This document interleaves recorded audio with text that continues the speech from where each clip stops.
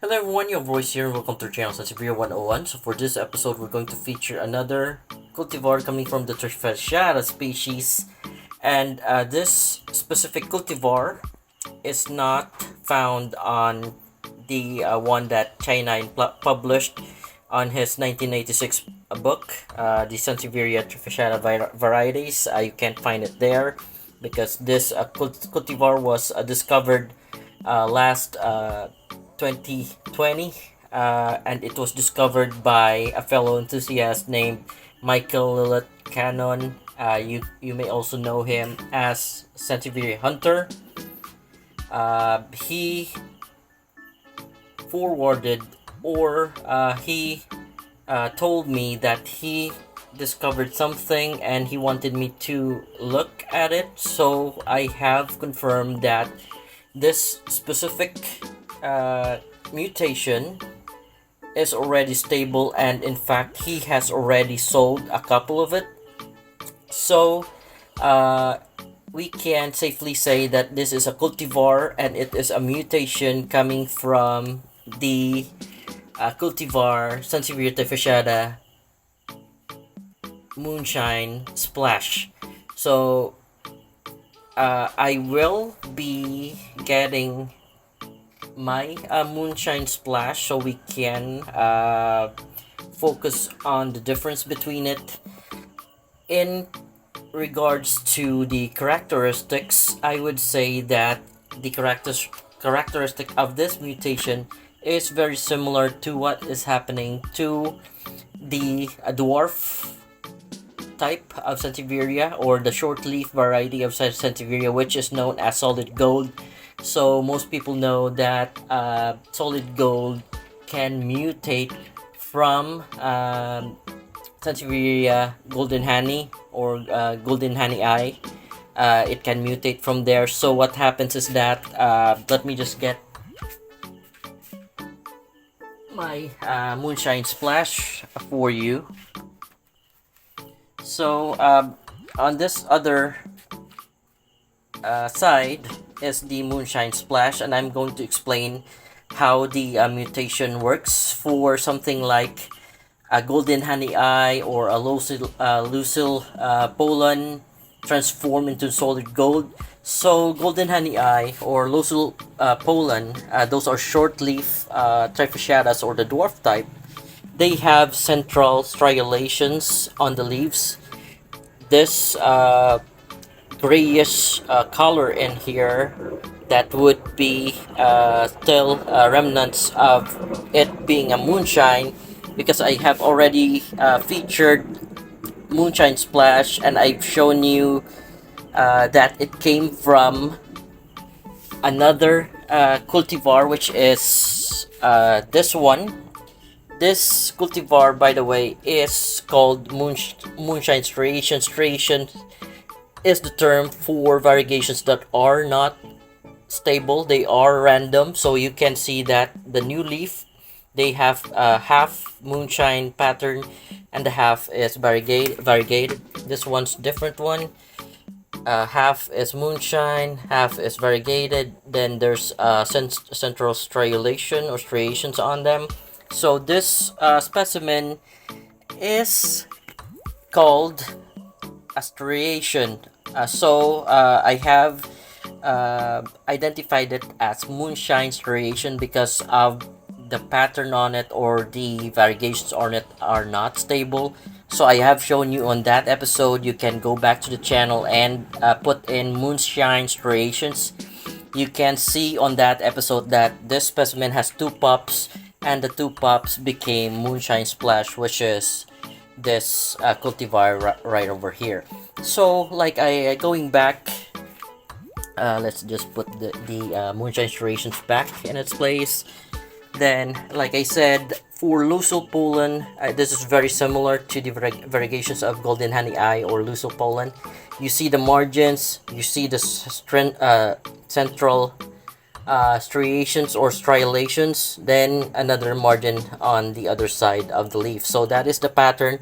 Now, mutations such as solid gold, it can even occur on the honey eye golden green, or the so-called Honey Philippines. Honey Philippines has the same pattern. It has central striation, it has margins, and it has the variegations on this side as well. So center, and then variegation, and then margin. So that is the pattern that we usually encounter with trifasciatas. Golden honey eye also have that pattern. So when it mutates to solid gold, what happens is that the central striolations, such as this ones, they disappear. So when they disappear, they would transform to this type of cultivar. Now, this type of cultivar is quite rare. Like I said, it was discovered by Michael Lillot Cannon, and he discovered it when he was hunting Sansevierias, and it was a very close proximity to where he is, or very close. The place is very close to where he is living, and he discovered that on the colony of Sansevieria trifasciata moonshine splash, there was a few, or I would say one of the moonshine splash had a rhizome that resulted to this one. I can share the photos as we are discussing right now. I will have it as an overlay as usual to show you proof. And then I also posted this cultivar last 2020 June, I think.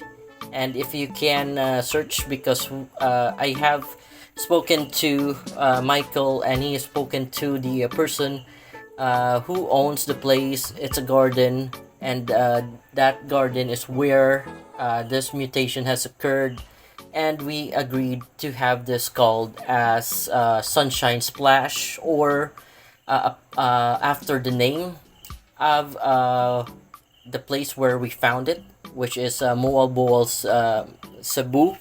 So we can either call it Sunshine Splash or Moalboal Sunshine. That is the place where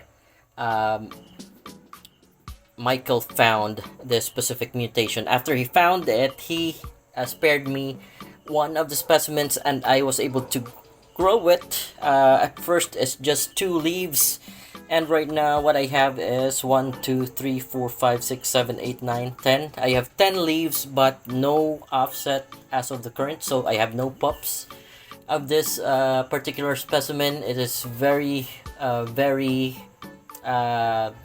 what do you call it, sensitive, or I'm very careful in growing it, because some of the trifasciatas here right now are suffering because of the climate change, and it's very cold from where I am. So this is one of the specimens that I am really very careful of. So with that said, I was talking about Lucille Poland, or golden honey eye mutating to solid gold.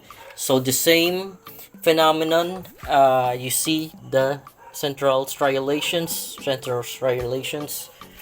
Then when it mutates to something very similar to honey solid gold, honey eye solid gold, no more central striations, or it's very faint and almost gone. That's the older leaves, but on the new ones, as you can see, there are no trace of the central striolation. So like I said, this is a mutation very similar to the honey eye solid gold from the golden honey eye, or from the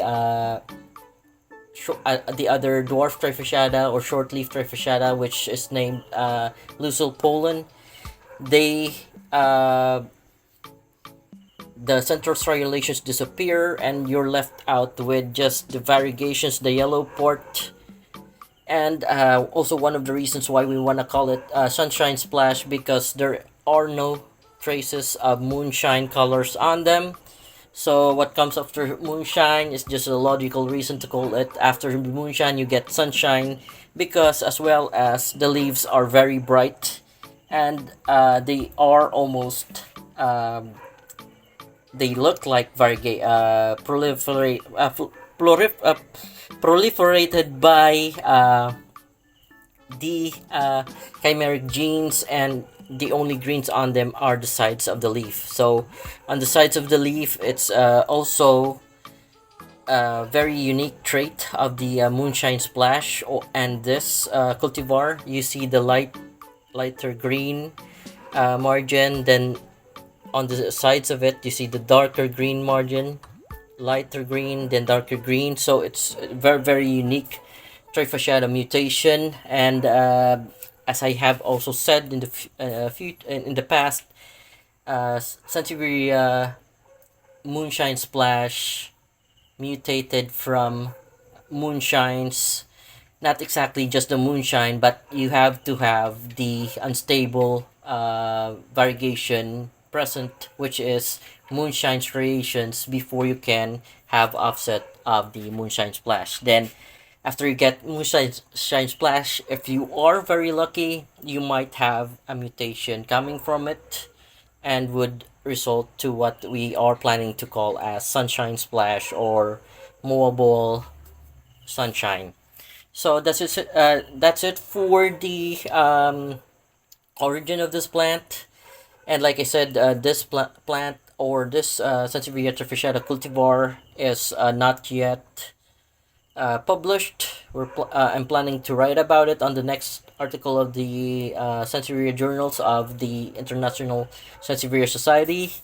Right now, what I'm presenting is the specimen that I have, and it is a stable cultivar.